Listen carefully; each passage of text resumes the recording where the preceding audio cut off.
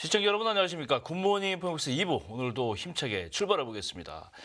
요즘 AI 관련된 반도체 기업과 더불어서 제약바이오 산업계가 가장 주목을 받고 있다고 하는데요. 봄날이 오는 걸까요? 정윤택 제약산업 전략연구원장님과 함께 이 얘기 나눠보도록 하겠습니다. 어서 오세요. 네, 안녕하세요. 제가 봄날은 온다 그랬는데 정말 봄날 정도가 아닌 것 같아요. 지금 가능성이 그래요? 굉장히 많은 산업으로 지금 각광을 받고 있는데 네. 전체적인 이 제약바이오 동향 네. 좀 살펴주시죠.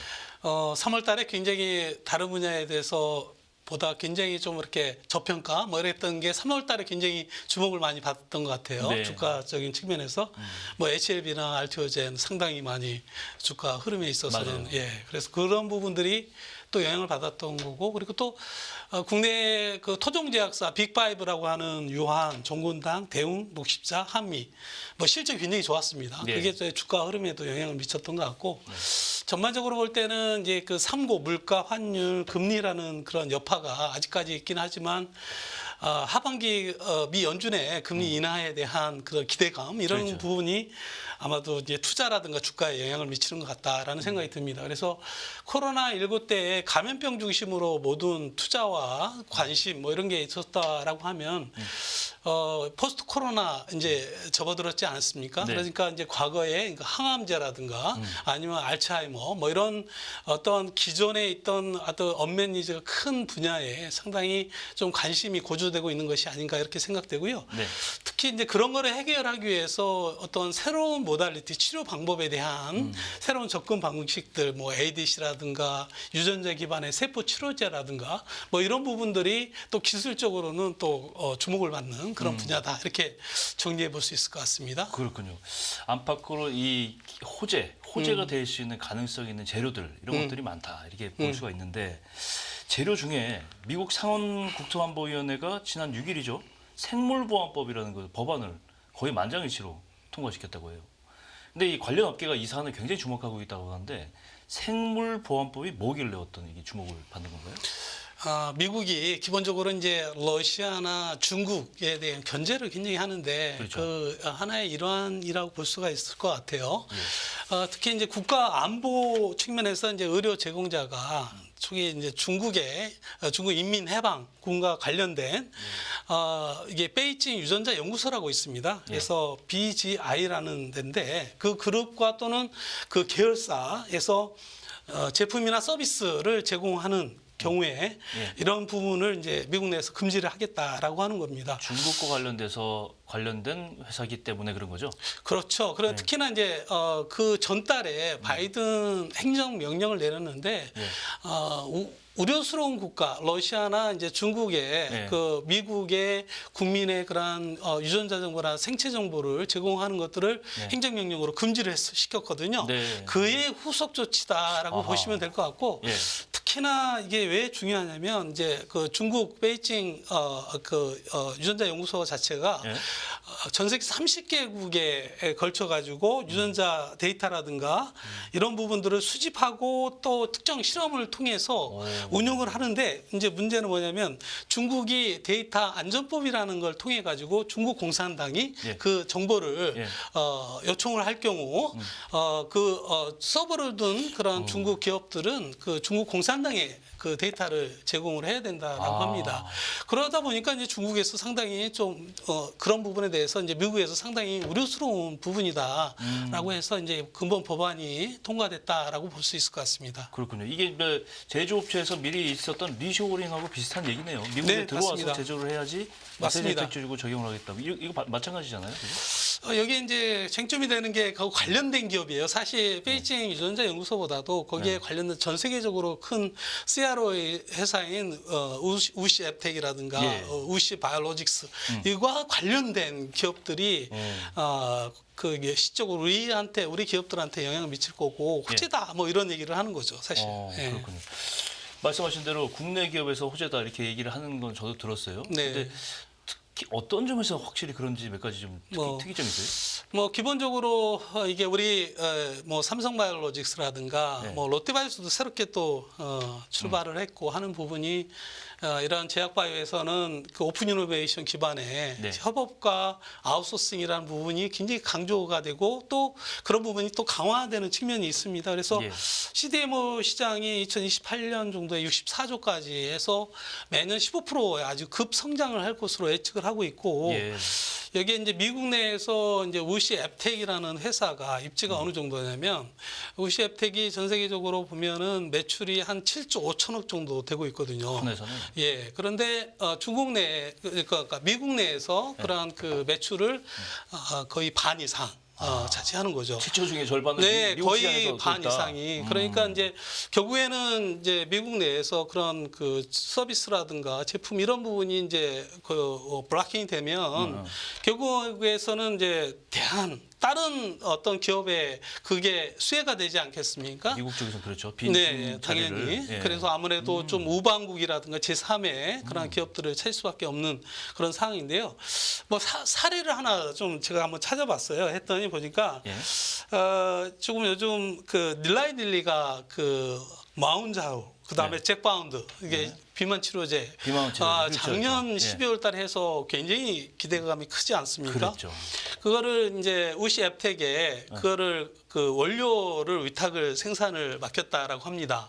근데 그 시장이 어마어마하잖아요. 그죠? 그렇죠. 그런데 그 부분을 지금 현재 이런 상황에서는 대안을 또 찾아야 되죠. 우시앱텍에다 못하고 네. 제3국으로 돌려야잖아요. 그렇죠. 뭐 다른 제3의 그런 기업한테 돌릴 수밖에 없는 상황이죠. 그래서 그런 부분이 일정 부분 우리 기업들한테 수혜가 되지 않을까라는 거고요. 예. 그거뿐만 아니라 이제 뭐 7조 5천억 중에 네. 반텀 이상은 결국은 이제 제3의 기업들한테 뭐 다변화를 통해서 그런 역할들을 대신할 기업을 찾아야 되지 않을까라는 생각이 듭니다. 그래서 지금 이제 국내 그런 기업들 한번 제가 쭉 가능성 있는 기업들을 네. 찾아봤어요. 그랬더니 이제 글로벌 허가를 받은 기업들이 이제 국내에 2개, 3개 정도 되는데 예.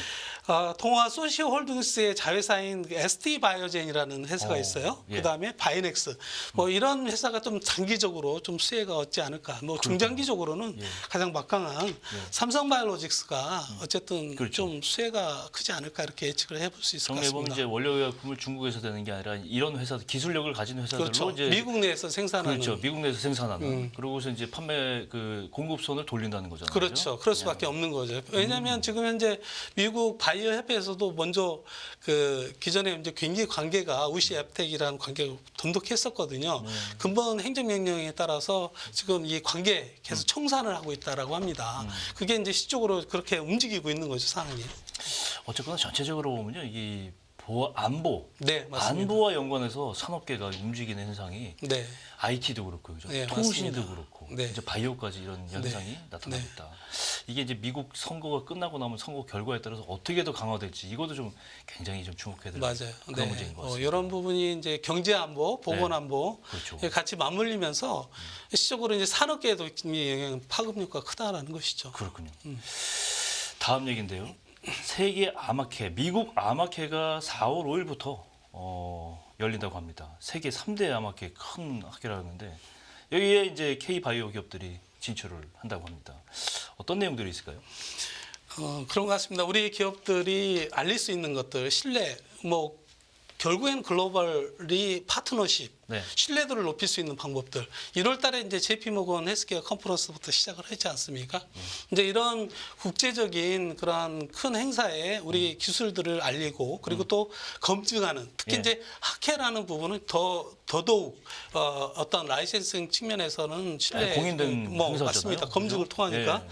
그래서 미국 아마케 같은 경우에는 올해 이제 샌디에이에서 열린다라고 해요. 그래서 미국 임상 종양학회 아스코라고 하죠. 그 다음에 유럽 종양학회 에소모 뭐 이렇게 3대 아마케라고 하는데 왜 이 미국의 아마케를 좀 주목해야 볼 필요성이 있냐면 이제 초기 때도 알릴 수가 있다는 거예요. 어허. 이제 보면 미국 임상 종양학회라든가 유럽 종양학회 뭐 물론 그렇지만은 특히 이제 미국 임상 종양학회는 임상에 관련된 임상 단계에 접어든 품목들만 사실 뭐 대부분의 이제 그게 발표도 하고 검증도 하는데 이 미국 암학회는 아주 초기 후보 물질도 비임상 단계에 완료됐던 것도 알릴 수 있는 거. 그런데 요즘 글로벌 라이센싱 트렌드를 보면요, 예. 자꾸 초기 쪽으로 가고 있거든요. 왜냐하면 후반기는 워낙 딜 가격이 워낙 세다 보니까 결국은 이제 초기 때에 뭐 비임상 정도에 끝난 혁신적인 신약들을 찾고 있거든요.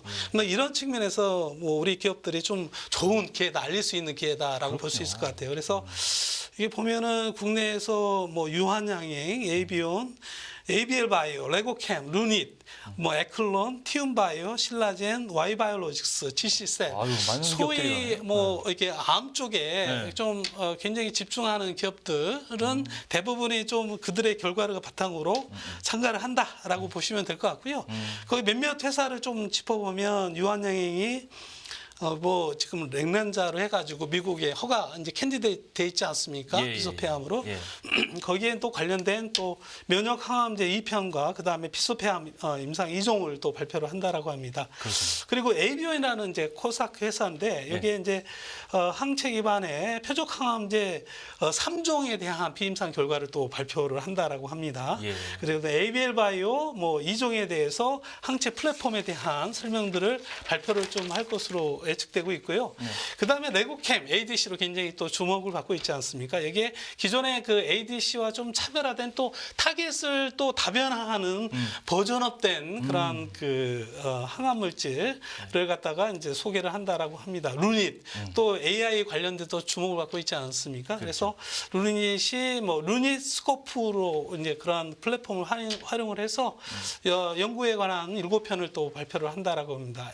엑플로는 이제 고용암, 뭐 카티가 기존에 이제 혈압암 중심으로 했는데 이제 그거를 고용암 쪽으로 개발하는 거를 이제 결과를 이제 발표를 한다라고 합니다. 티움바이오는 그 MSD의 키트루다를 이제 병역요법으로 하는 소위 그 희귀질환 쪽에 3중 음성 유방암 쪽에 그 임상 결과를 발표를 한다라고 합니다. 그래서 뭐 이런 우리가 이제 계속 그 알리고 검증하고 이런 부분들이 결국은 글로벌 라이센싱 그런 거로 또 이어질 수 있는 단초가 될 수 있다 이렇게 말씀드릴 수 있을 것 같습니다. 예. 대단한 활약이라고 보는데 좋은 결과가 있어야 되겠어요. 네. 최근에 보면 바이오 산업도 이제 AI 이거를 떼놓고 생각할 수 없게 네. 그런 흐름이 나타나고 있는데 인공지능을 활용해서 신약 개발하는 사례가 점점 늘고 있다. 이 얘기가 나오는데 어떤 사례들이 있습니까? 예, 뭐 과거에도 이런 사례들이 조금 가능성을 제시했지만 시적으로 상업화와 연결된 거는 우리 코로나19 때 미국의 백신을 갖다 초고속 작전 뭐 해가지고 거의 10개월 만에 그 파이자가 AI 기술을 접목을 해서 백신을 mRNA를 개발을 했습니다. 그렇군요. 그래서 시적으로 이런 부분이 현실 가능하구나라는 것들을 좋은 그런 사례고요. 그런 부분이 뭐 현실적으로는 보면 아직도 갈 길은 멉니다. 그렇지만은 앞으로 그 신약 개발의 뭐 기본적인 부분은 뭐 10년에서 15년 정도의 시간과 그다음에 10,000개 중에 하나 성공률 그리고 비용이 이제 오랜 기간 이제 들죠. 개발하다 보니까 뭐 적게는 1조 원, 뭐 글로벌 신약 같은 경우에는 1조 5천억, 3조 원까지 이렇게 드는 측면들이 있는데 과연 그거를 어떻게 시간을 갖다가 줄이고 그다음에 성공률을 높일 수 있느냐 뭐 이런 부분이 바로 AI 대안이다 이렇게 볼 수 있을 것 같고요. 요즘에 투자도 굉장히 활발합니다. 이게 우리나라는 그렇게 활발하지는 않지만 특히 미국 같은 경우에는 뭐 다른 산업도 마찬가지겠지만은 AI와 접목된 이러한 신약 또는 임상에 대한 플랫폼에 대한 부분에 굉장히 주목을 많이 하고 있어요. 이런 부분이 이제 우리 국내의 전통 제약기업들, 뭐 신약 개발에 굉장히 노하우가 있지 않습니까? 이런 부분을 아무래도 이제 AI 전문 기업들, 뭐 보면 그들은 또 신약 개발의 임상이라든가 그런 부분에 이제 전문성이 좀 떨어지지 않습니까? 그렇죠. 이런 부분은 이제 서로 협력, 콜라보레이션, 뭐 이런 부분이 우리가 측면에서 최근에 계속 그 협업을 하는데요. 이게 우리나라뿐만 아니라 글로벌리도 똑같이 그런 패턴을 보이고 있어요. 그래서 뭐 구글이라든가 뭐 우리가 잘 아는 마이크로소프트 뭐 이런 뭐 많은 그런 IT 기업들도 이제 이런 제약 바이오 기업들과 협업을 통해서 그런 가치를 갖다 창출을 하기 위한 노력들을 하고 있다 이렇게 볼 수 있을 것 같고요. 뭐 예시는 뭐 그래프에 조금 했듯이 한미라든가 GC세 그다음에 대웅, 보령 뭐 이런 회사들이 최근에 이제 그 뭐 국내외적으로 IT 전문 회사들과 서로 협업을 통해서 어떤 신약의 앞으로의 그러한 성공 가능성 그리고 또 비용을 줄이기 위한 노력들 뭐 이런 부분들을 강화를 하고 있다 이렇게 말씀드릴 수 있을 것 같습니다. 그렇군요. 활약이 대단한데 좋은 결과가 나와야 될 텐데요. 이게 주가로 이제 반영이 될 텐데 이제 올해 네. 제약바이오 주가 전망 어떻게 보세요? 기본적으로 뭐 코로나19 때 상당히 주목을 받다가 이제 자금 유동성 때문에 굉장히 위축된 그런 상황이고 특히 이 뭐 IPO, 뭐 바이오벤처들이 굉장히 투자가 뭐 상대적으로 이제 상장을 못하다 보니까 투자가 잘 되지도 않고 그러다 보니까 이제 상장사까지 영향을 미쳤던 게 사실입니다. 그래서 뭐 3월 달에 주가 흐름은 상당히 좋았다라고 볼 수가 있긴 하지만 어쨌든 조금 뭐 좀 지켜볼 상황이긴 하지만은 기본적으로 미 연준의 그 금리에 대한 인하 뭐 이런 부분이 아무래도 이제 투자 이게 이쪽 IT와 BT 쪽은 굉장히 리스크한 산업이거든요. 이제 그렇죠. 그렇지만은 이제 성공하면 대박을 터뜨릴 수 있는 그렇죠. 그런 상황이고 특히 이제 이러한 제약바이오는 과거에 이 버블이라는 그런 것도 없지 않아 있었지만 그런 부분들이 하나 둘씩 굉장히 공고히 되고 성공 모델들이 굉장히 또 만들고 있지 않습니까? 네. 뭐 이런 부분이 아마 주식에 그런 투자에 그런 영향을 미칠 수 있지 않을까라는 생각이 듭니다. 그래서 지금까지 어려운 혹한기 시절을 맞았지만은 점차 좀 좋아지는 그런 분위기로 개선되지 않을까 이렇게 생각합니다. 네. 오늘 말씀 여기까지 듣겠습니다. 네. 정윤택 제약산업전략연구원장님과 함께 오늘 말씀 들어봤습니다. 고맙습니다. 네.